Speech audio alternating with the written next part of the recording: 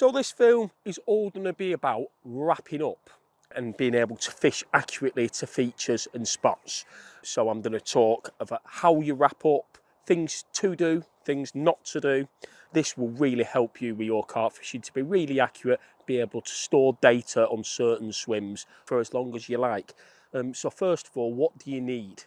You need a marker rod or spod rod, a big reel with a braided line, a lead, and marker sticks. You can also use a marker float. However, unless I know there is massive depth changes, I normally do just use a lead, but marker floats can be used for this as well. So I'm going to go and get these in the ground and we'll get to work. Right, so the first thing to do is set up your wrapping sticks.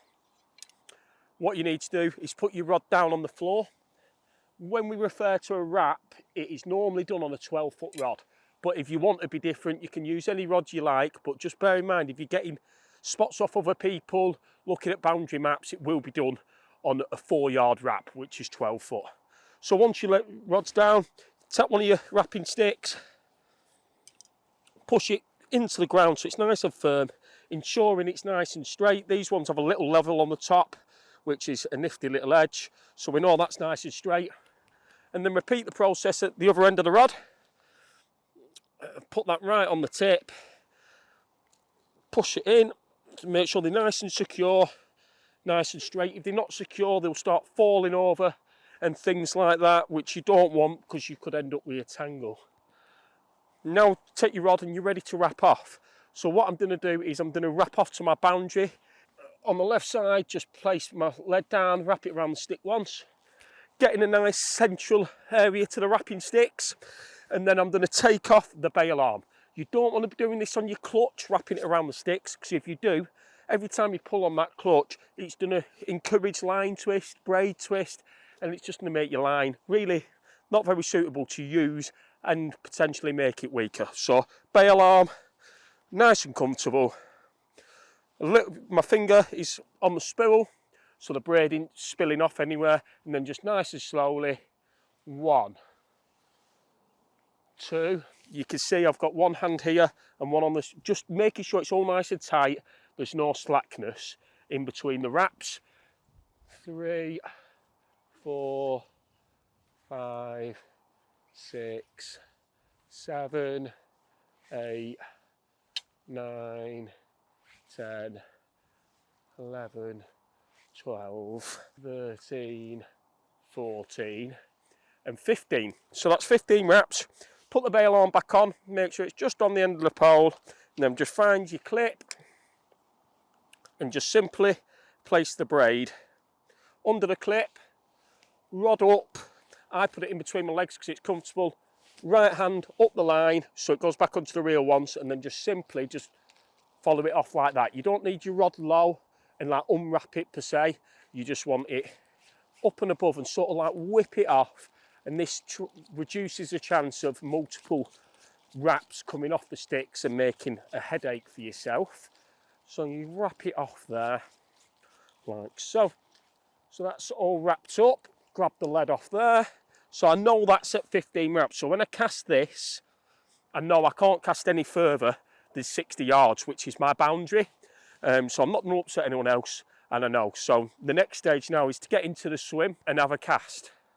So before you cast with a leading rod or a spod rod, if you're using braid straight through like I'm here, this is 30-pound braid. If I'm fishing long distance, I'll use a thinner braid and a shot leader. But if that shot leader is made out of braid, number one important is use a finger stall. Braid is sharp and thin. If your hands are damp or anything goes wrong, it can simply cut through your finger, which you don't want. So number one is make sure your finger stall is on before you do any casting with a braided mainline or shot leader.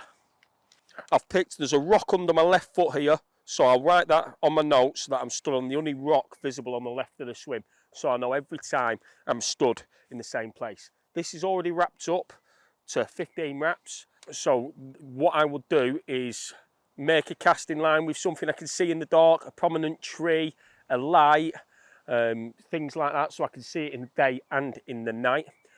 This time I am just using a lead. The reason I'm only using a lead is because I've had a look on the contour map. I do know this swim quite well, and I know there isn't any depth variation out in the open water, very minimal if any. But if it was up and down, if I were in like swims like 15 or Stella where you're looking for shallower zones, I would use a simple marker setup, which would just be a free running lead with a bead on and the marker float tied on. So then when I found that spot, I could pop up and I know what depth I've got, drag it back a bit more and make sure I'm on the shallowest bit of that feature or on the deepest bit of that feature. But like I say, in this swim, it's very plain on the bottom. I'm just looking for that harder spot. So I'm going to take this. I'm going to make a cast to hit my clip. So I'm going to pick the big tall tree above Roland's. I can see that nice and clearly. I'm going to make the cast, rod back, hit the clip, nice and tight, feel the lead down, and that's gone down. I'd say that's about 8 foot. It's gone down, all the lines nice and tight, and it was quite a soft drop, so I know that's probably silt. What I mean by drop, I'm watching that line go through the water as the lead's sinking and watching the responsive tip. So if it swings back really hard, I know it's a harder drop, and if it's a bit no drop or spongy, it's going to be silt or weed. So then now I'm going to keep it where it is, just going to turn, keep my rod tip and really slowly pull back. If you do it fast, you'll miss things. As you can see, that is very soft. So that's not somewhere I'd be looking to fish. And if I couldn't find anything harder than that, I'll definitely opt for a pop-up. But now, can you see that? We're coming on to a nice bit of gravel, but we're running very small. And now we're back into the silt. And you just repeat this process till you find something you'd class as a good spot. That could be a nice gentle pullback where there's no resistance, or tapping what would be gravel. I do normally opt for the gravel or the really hard silt clay areas. And if you don't find anything, you pick another marker in the distance and just keep casting till you find something you want to fish. It's very just smooth. That's a bit nicer, and there's a bit of gravel there. So once I find that gravel, come back to your casting position, make sure the rod is in the position you're going to finish when the lead's following through the water, place it under the clip, wind it in, and then you're just going to repeat this a couple of times to the same direction, and that's lovely. That's nice and gravelly. So repeat this process to make sure your spot's right. 2 or 3 times, slightly left, slightly right, so you know if you can fish 1 rod on the spot, 2 rods on the spot, or 3 rods on the spot. Once you've done that, you go back up to the wrapping sticks, wrap it off, and then wherever it is, say that's pretty close in that, so roughly 8 wraps, you document on your phone. Stood on the rock, in line with the tall tree behind Roland's, 8.4 wraps, 8.10 wraps, whatever. And then you've always got that spot. And then you simply do the same with your rods. When we're fishing water what's only shallower than 12 foot, I keep everything clipped up the same, the spod, the rod. However, if I was fishing in deep water, I would always use a mark float, because you pop your float up and then clip your spom to the float on the surface to allow for the swing back. But I'd only do that if you're over 12 foot. Just going to give this one more little cast. And that's lovely. So yeah, if it was deep, then what I'd do is clip it up, wrap it off, so I know that's where my rig needs to be. And then I'd cast this back out again with a float on, pop it to the top, and then cast an empty spom out there. And just retrieve the spom till it will bang on top of the float, clip that up and wrap that off. Because if you were fishing in 20 foot of water, for instance, and you were fishing at 20 wraps with your rod, your spom might be 19.5 wraps, because obviously your spom empties on the surface and doesn't go through the water, because as your lead's going through the water, it's coming back towards you as well.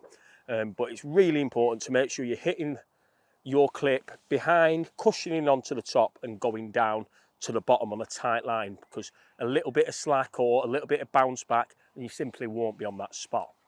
But while we stood here in this position, what I do want to touch on is fishing to trees, visible features where you could potentially get your lead stuck in the tree, and you don't want that. It's not very good. So how do I fish up to a feature? So in this case, we're going to fish up to a set of reeds.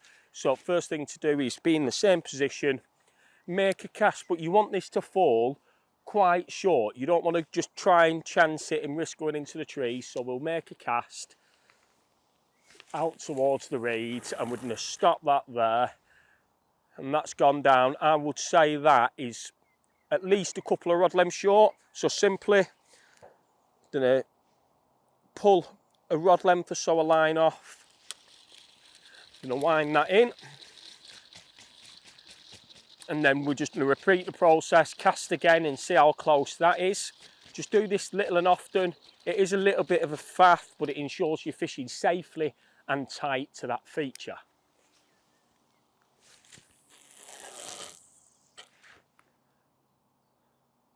So that is probably still a rod length off. So I'm just going to add a little bit more in. That's roughly probably 8 foot I've let off there. Again, wind it in, do another cast. But by doing this, you're just ensuring you're not putting lines in trees, not losing gear. And you know you're fishing ultra effective and ultra tight to them features. Rod back, hit the clip. That is really tight. Went down nice and thin. A little bit too tight to fish safely, I think. So I'm just going to pull it back a little bit to there. Replace it under the clip. And then just check that's nice and clear. That is absolutely perfect. So now I'm happy. I've not put any tackle in the tree. I know that I can cast out in line with them reeds, and I'm going to be nice and tight to the reed bed where hopefully the fish will be patrolling. Another thing to mention, we're all human at the end of the day. We do make wrong casts. So if we cast it out and it's drifting left or right, stop it and do it again. Because especially when you're fishing a longer tree line like we are here, if it drifts right, I am going to go in the trees. So if it is going off, just simply slow it down, place your hand on there and stop it short so you're not putting the stuff in. We'll just have one last cast at this point.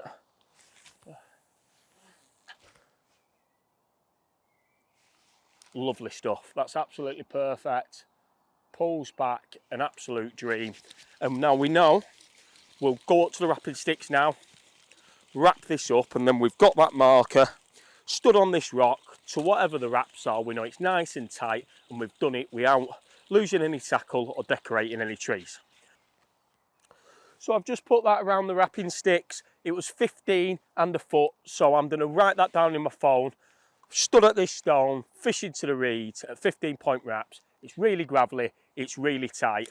And then when I want to fish there, I just swap this rod to a normal fishing rod and I can fish that ultra effectively.